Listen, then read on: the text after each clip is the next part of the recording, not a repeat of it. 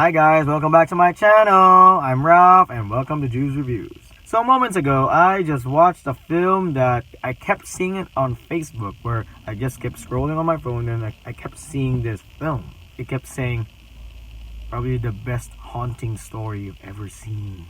The best performance out of Robert Pattinson and Willem Dafoe. But they were right. So The Lighthouse is directed by Robert Eggers, the guy who brought us this movie. Yes, one of the horror masters in this time. So The Lighthouse stars Robert Pattinson and Willem Dafoe as two lighthouse keepers, where they're stationed there for 4 weeks to take care of this lighthouse.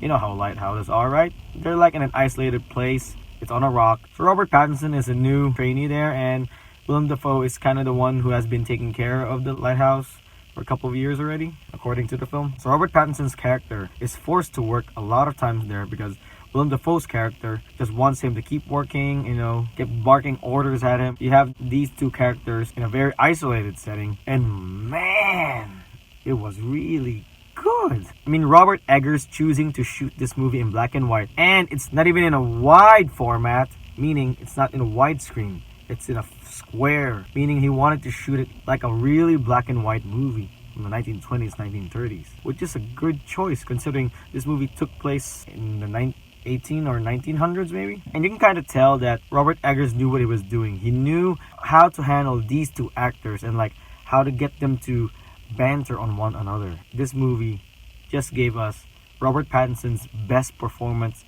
ever. Because for me, I don't want to remember Robert Pattinson as Edward Cullen every time because I know he has skill. I mean, he's good in Harry Potter. I mean, disagree with me, but I feel like he's good in Harry Potter. So I know that he does not want to get stuck in Edward Cullen's shadow. I mean, who would? And in this film, he showed his best.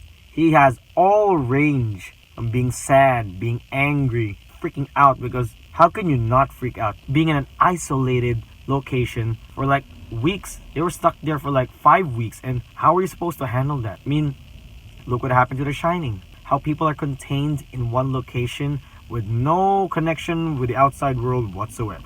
And Willem Dafoe,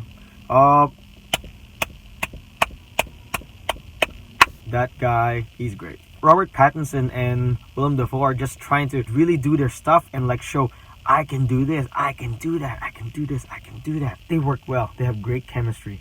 You can tell that both of them are mad in this movie. You can see the descent of Robert Pattinson. I mean, how he gets crazier and crazier as time goes by because he's in this isolated place and he's placed with this man. He's the boss who's demanding, who talks a lot, who engages him in this weird conversations. Then most of the time, Robert Pattinson's alone.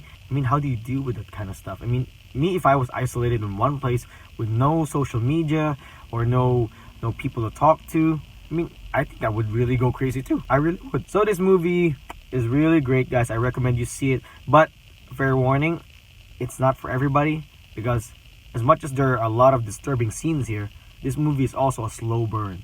It's not a horror, it's a slow burn, but I kind of enjoy slow burn movies that focus more on character because this is a character-driven movie. There's not much plot to it, which I like. In character-driven movies, you get to know the characters more. And eventually, you know why these characters are struggling, why they are what they are. And this movie proves that Robert Eggers can handle a character-driven story and movie.